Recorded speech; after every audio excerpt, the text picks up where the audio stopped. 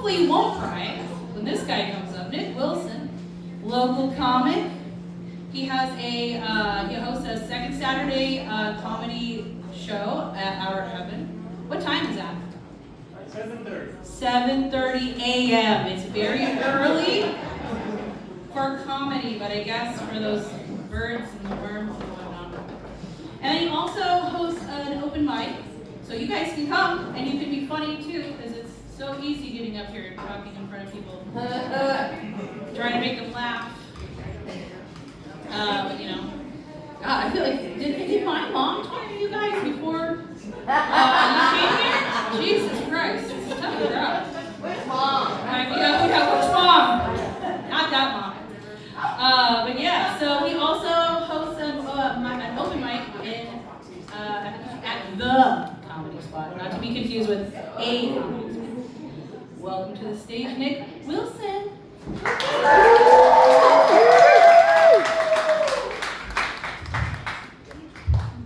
Good evening, everyone. My name's Nick Wilson. This is a really cool show. I didn't know what to expect coming out, and this is absolutely fantastic. Thanks for allowing me to be here. I wrote a bunch of jokes about my domineering mother, but I didn't have time to get her to review and edit and approve them before I got here, so it's a joke. She never approves anything.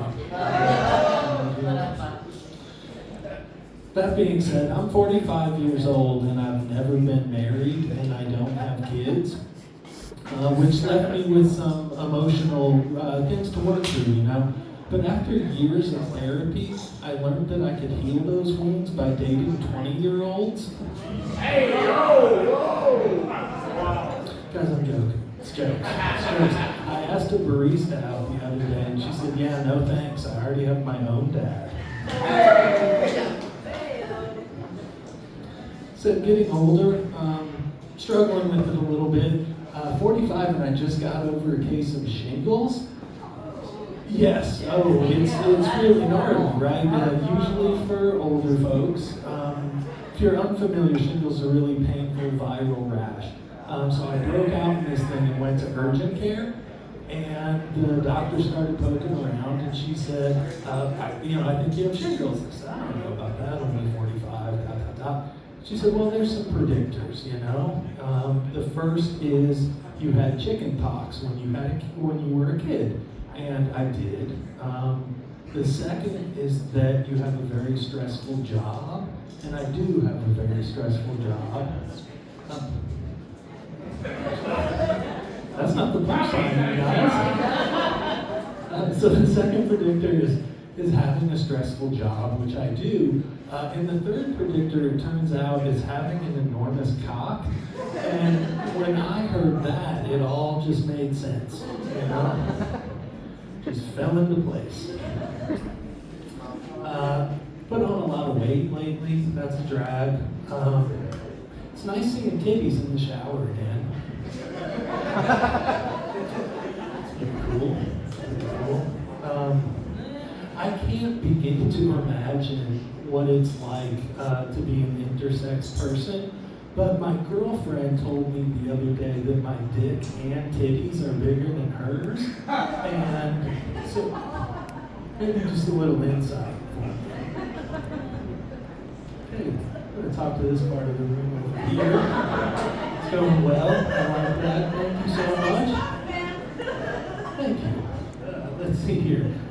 So I take Zoloft. I started taking Zoloft about a year ago to not be depressed and anxious all the time.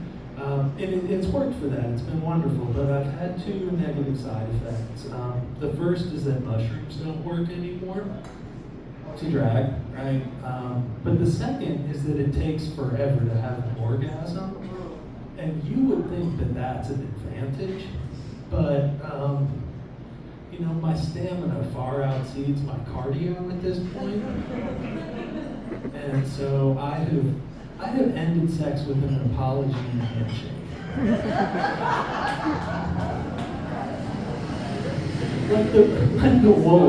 Like the wolf, by the time he gets to the brick house, Like, I was huffing and puffing, but blowing nothing. I apologize. That's really pretty dumb. I like to watch TV quite a bit. There is a new show on the National Geographic Channel about Will Smith, where he's going around the world having adventures exploring, going north to south, and it's called Will Smith Pole to Pole. But that sounds so much more like a show about Will Smith's sex life. Because he's gay. And pole is a synonym for dick.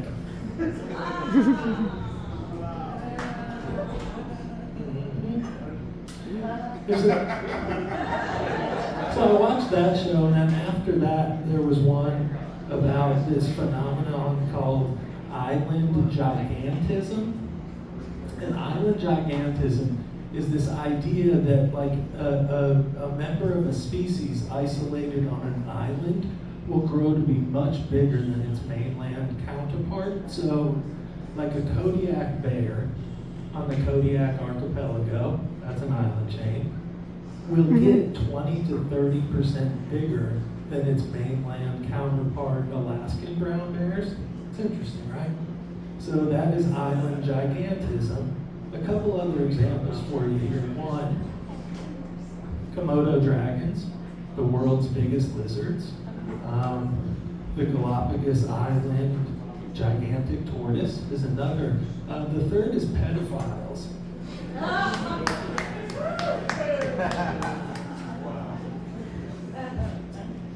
Yeah, right? Cool. It's the first time I've told that one. I'm really proud of it. I'm really proud of that. So, glad I got a few chuckles there. That's nice to see. Nice to see. What else is going on here? Okay. I was grocery shopping the other day, and I bought a big bag of Cheetos, and I was really excited about it because it said party size on it, right? I was really thrilled about that. I got home and opened it, and was really disappointed because it was just more normal sized Cheetos.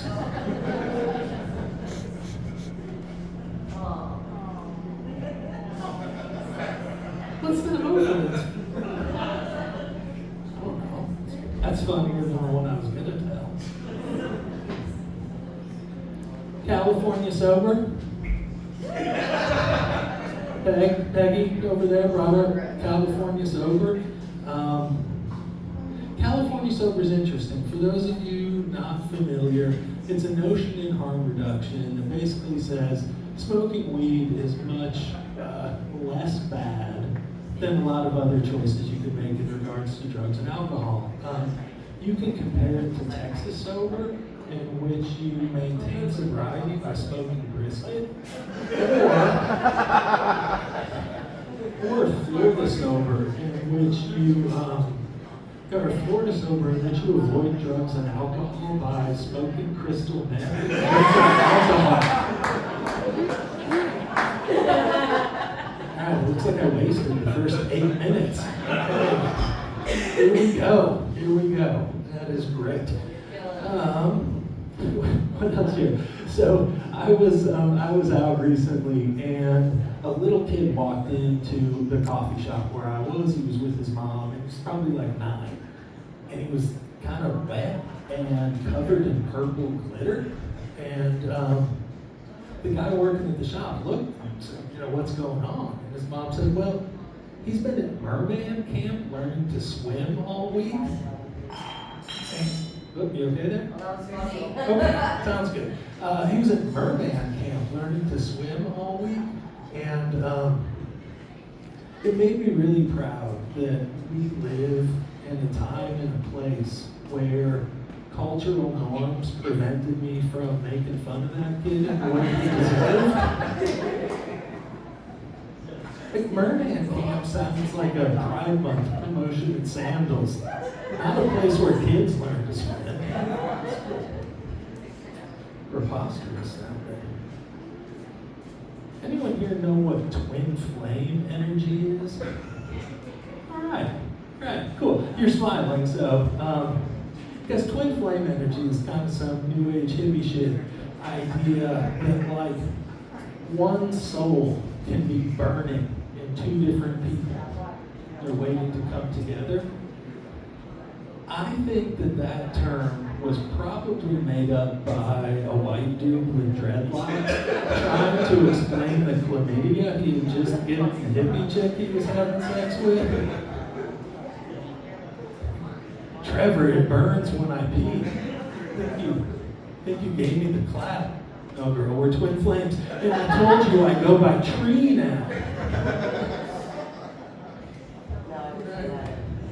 That's good. I like that. Thank you for laughing at that. So I have a dog and I have a puppy who's probably like 8 months old, right? So I have this dog and I'd had her for years, and I decided that she was so good that I should breed her, right? And so I have this puppy now, and mixed breed, and I really want to do one of those DNA tests, but I don't want to incriminate myself.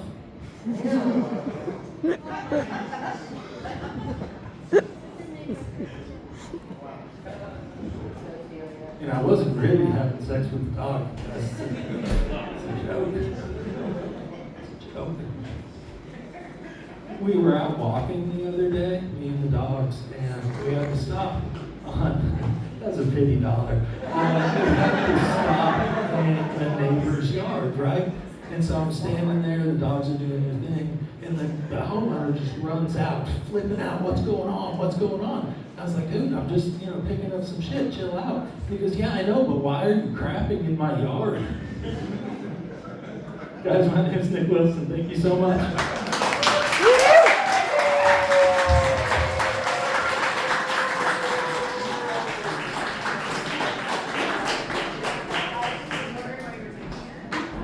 Like a crystal method. Got it. Okay.